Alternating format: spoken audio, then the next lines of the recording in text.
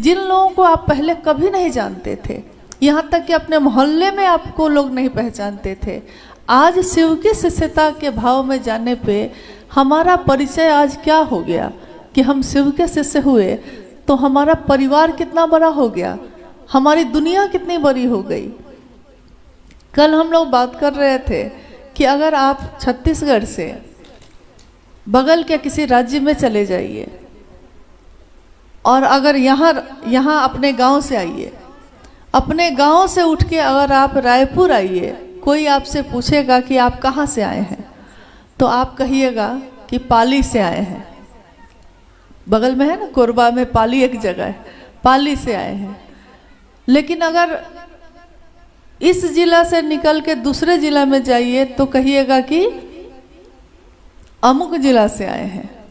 राज्य से बाहर जाइए तो लोग कहेंगे कहाँ से आए हैं, तो आप कहिएगा कि छत्तीसगढ़ से आए हैं। लेकिन अगर इस देश से बाहर जाइए तो क्या कहिएगा? जब कोई पूछेगा कि कहाँ से आए हैं, तो आप कहिएगा कि भारत से आए हैं, भारत देश से आए हैं। आप उसको उस समय ये नहीं समझाने जाइएगा कि हम छत्तीसगढ़ का एक जिला है, उसमें एक गांव है, हम उसमें से आए हैं, क्योंकि हमारा परिचय बढ़ता चला गया। हमारा मन का, हमारा जीवन जीने का तरीका, परिधि, विस्तार वो पाती चली गई, परिधि बढ़ती चली गई। जहाँ छोटा सा कुनबा था वहाँ अब इतना बड़ा कुनबा है। जहाँ छोटा सा परिवार था 4 लोगों का, उस परिवार में अब करोड़ों शिव के शिष्य हैं। क्योंकि जैसे ही हम कहते हैं शिव शिष्य हैं आप, तो हम कहते हैं अच्छा शिव शिष्य परिवार से हैं।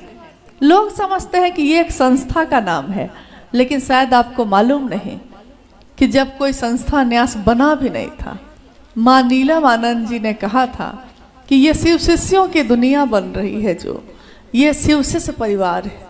उस समय कोई संस्था, कोई ट्रस्ट नहीं था, लेकिन शिव शिष्य परिवार तो था ही। ये शब्द उनके दिए हुए हैं। व्यक्ति के आदेश में बहुत ताकत होती है। आपने जो घटना सुनी अभी, एक दिन साहब श्री हरिनानंद जी ने शिव को अपना गुरु बनाया था और गुरु का आदेश आया, जो आपने सुना ना, आकाशवाणी हुई कि तुम जो करते हो कहते नहीं हो, तुम जो करते हो दूसरों को करने के लिए कहो, तो तुम क्या करते हो? साहब ने कहा कि मैं क्या करता हूँ। उस दिन भी, इस आकाशवाणी की घटना के समय भी, वो क्या थे? डिप्टी कलेक्टर थे। आपसे कोई पूछे कि आप क्या करते हैं, आप कौन हैं, तो आप क्या जवाब देते हैं? अमूमन सामान्य जीवन में अगर कोई आपसे पूछता है कि आप कौन हैं, तो आप कहते हैं कि हम टीचर हैं, हम डॉक्टर हैं, हम इंजीनियर हैं, हम किसान हैं, हम घर संभालते हैं। अमूमन सामान्य जीवन में लोग यही उत्तर देते हैं। लेकिन उस घटना के समय जब ये आकाशवाणी हुई और पूछा गया उनसे कि तुम क्या करते हो, तो साहब हरिनानंद जी के मन से, उनके मुख से ये नहीं निकला कि मैं डिप्टी कलेक्टर हूँ। उनके मुख से उस समय ये निकला कि मैं शिव शिष्य बनाता हूँ। और वो कहते कि यही कह के मैं फंस गया कि मैं शिव शिष्य बनाता हूँ। तत्काल आदेश आ गया कि ठीक है, तो तुम जो करते हो वो दूसरों को करने के लिए कहो। और ये खुद क्या करते थे? इन्होंने शिव को अपना गुरु बनाया था और दूसरों को भी शिव शिष्य बनने के लिए प्रेरित करते थे। कालांतर में उनके द्वारा ये बात दूसरों से कही जाने लगी। नमः शिवाय आया उनके जीवन में, हवा के झोंके के साथ मंत्र का आना। ये सामान्य घटना नहीं है जो हमारे आपके लिए एक हल्की फुल्की कहानी है। उस पर अगर हम सोचेंगे, विचार करेंगे, तो हमको पता चलेगा कि ये सामान्य घटना नहीं है, सामान्य कहानी नहीं है। किसी एक व्यक्ति के तन पे, किसी एक व्यक्ति के शरीर पे शिव की ऊर्जा का संचरण हो जाना, वो भी श्वासों के द्वारा, ये आज तक की इस धरती के इतिहास में कभी किसी के साथ नहीं हुआ। ज्ञान उतरा शिव का। शिव ज्ञान देते हैं तो शास्त्र आरेखित होते हैं, शास्त्र लिखे जाते हैं, लेकिन किसी व्यक्ति के सांसों पे उनका महामंत्र उतर जाना, प्राण मंत्र उतर जाना, क्योंकि ये एक ऐसा मंत्र है जिसके बारे में शास्त्रों ने भी कहा है और ये प्रमाणित है कि इस मंत्र में ऊर्जा का अक्षय स्रोत है। अक्षय स्रोत मतलब एक ऐसा स्रोत जिसका कभी क्षय नहीं होता, जो कभी खत्म नहीं होता। अक्षय सतत प्रवाहित है, सतत लगातार चलता ही रहता है।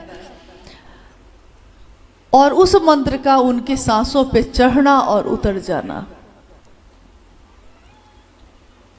मंडल सर ने आपको सुनाया जब, तो वो कह रहे थे कि साहब बैठे हैं और सांस पे हवा के झोंके के साथ नमः आया, सिवाय उतर गया।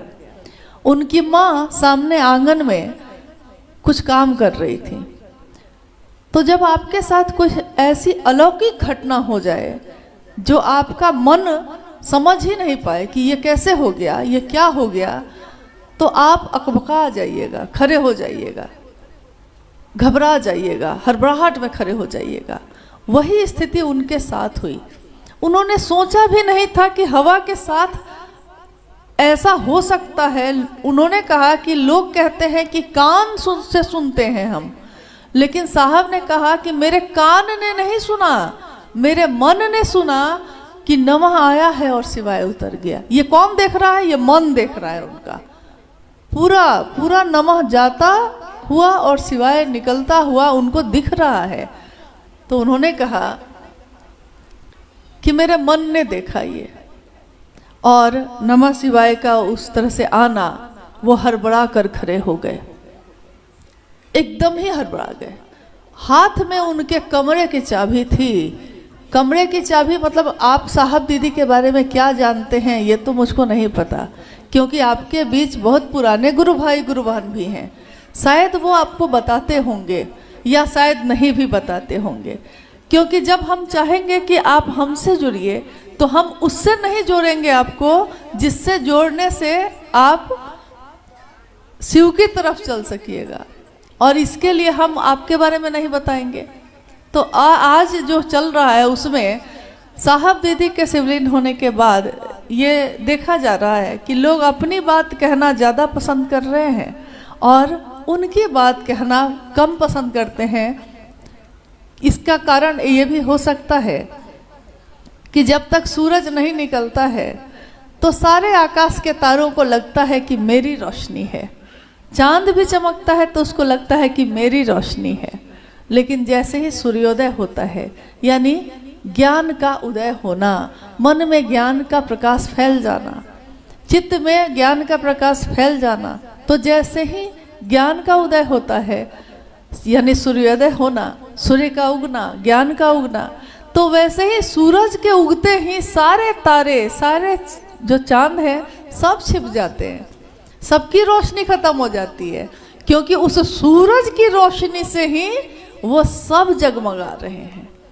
आज जो भी हम लोग शिव से है ना, जितने लोग भी हैं, हम लोग उसी सूरज की रोशनी से जगमगा रहे हैं।